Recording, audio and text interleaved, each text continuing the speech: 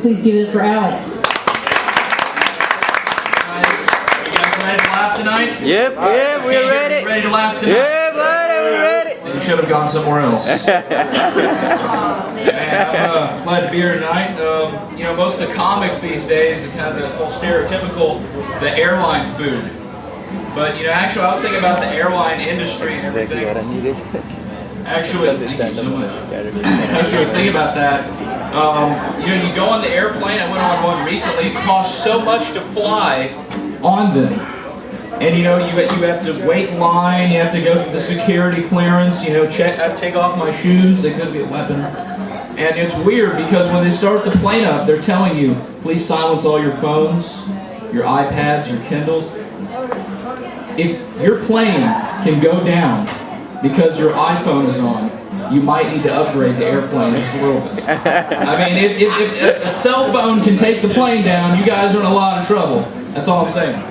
But you go over, and they're charging for so much now. And one of the things actually they do give you, I went with I think Southwest. They actually give you peanuts.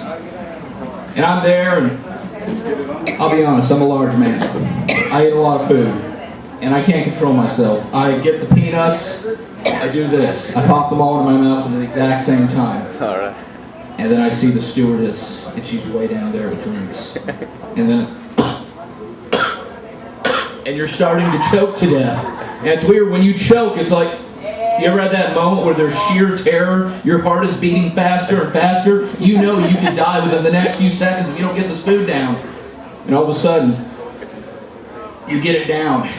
Most people would stop at that point. I actually continued to do it again a second time. And I was popping the peanuts in there, and you start choking again. And you hold your hand out.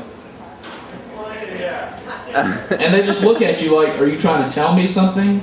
Is there something, do I have something on me? What? I don't understand. You ever done that at the dinner table? You ever had, where you were choking to death.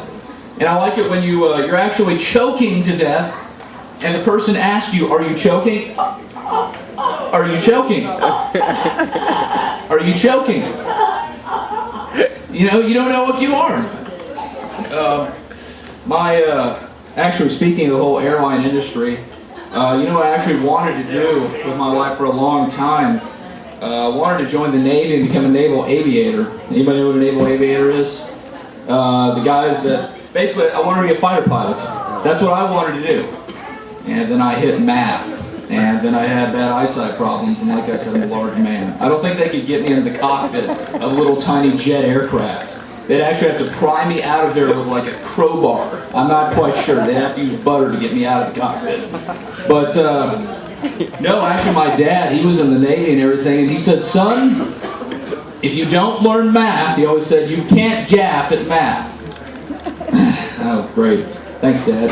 If you don't learn math, son, you're not going to be flying those airplanes. You're going to be driving alongside of them. You're going to be the guy that drives the little vehicle that pulls the airplane onto the carrier. I was like, well, does it require math? As if it doesn't, that's what I'm doing for the rest of my life. You know, your parents always warn you, you know what, if you don't learn your math, you're going to be digging ditches. Well, it depends. If it requires math, I won't. If it doesn't, then I will be digging ditches for the rest of my entire life. They always tell you, you know, you have to learn the inches, the rulers, the inches, the feet, the yards. How many feet are in a yard? Anybody know how many feet are in a yard? Thank you for telling me, I didn't know. But they always tell you that. I would know one day I will be digging ditches in the city of Arlington, Texas. My boss is going to come over, all right, I want you to dig this ditch 4 feet down and 3 feet wide.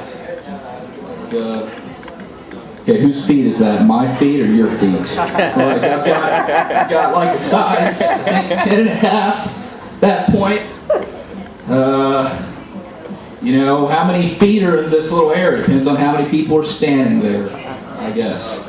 But, no, I mean, I don't know. Math has always been kind of hard. I always thought math went wrong for me when they started adding letters with numbers. Who came up with the idea of algebra? I would like to find that person and ask them that. Einstein. I know Einstein then. But, you know, they started putting letters in the numbers. It didn't make sense to me. But, One thing I was good at school was I was actually pretty good at reading. That was my main thing. I could read at like, when I was 13 or 14, I was reading the college level, man. I mean, I just was. I was taught to read at a young age. My father always told me, he said, don't judge a book by its cover. See, I disagree with that entirely. I think there are some books you can actually judge by the covers. Nobody's going to go over to a dictionary and say, man, don't judge this book by its cover, because this thing is action-packed and action-filled. It's the dictionary. It's got all kinds of words. You put them together enough, you'll come up with a book. No one's going to go over and say, man, have you seen the new Encyclopedia Britannica? Because that thing is awesome.